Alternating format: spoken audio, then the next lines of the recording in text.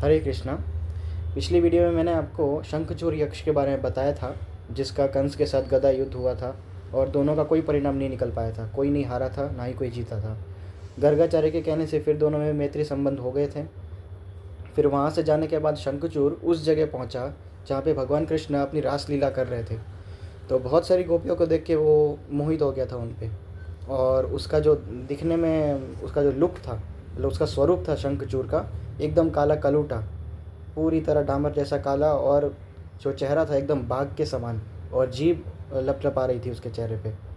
इस तरह से बहुत ही बदसूरत था वो दिखने में। और उनमें से तुरंत वहाँ पे आ गया और वहाँ पे भगदड़ मच गई गोपियों के बीच में।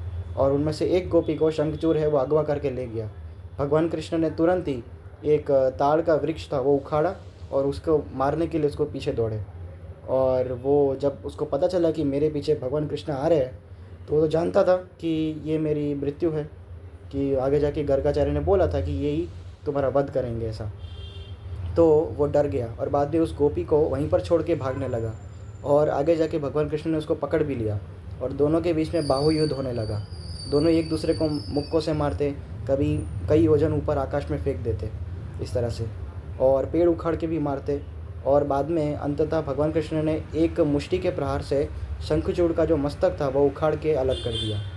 इस तरह से बाद में उसके सर की जो चूड़ामणि थी, यानी कि एक ताज होता है सर का, वो निकाल के उस गोपी को दे दिया जिस गोपी का वो अपहरण करने वाला था शंखचूड़। ऐसे तो उस गोपी को भगवान कृष्ण ने उसकी चूड़ामणि दे दी और वापस से वो लोग अपने रास क्रीड़ा में आ गए इस तरह से। तो शंखचूड़ को श्राप था, वो श्रीधामा जो क्या बोलते हैं गोलोक धाम में भगवान कृष्ण का सखा है, उसको श्राप था राक्षस होने का।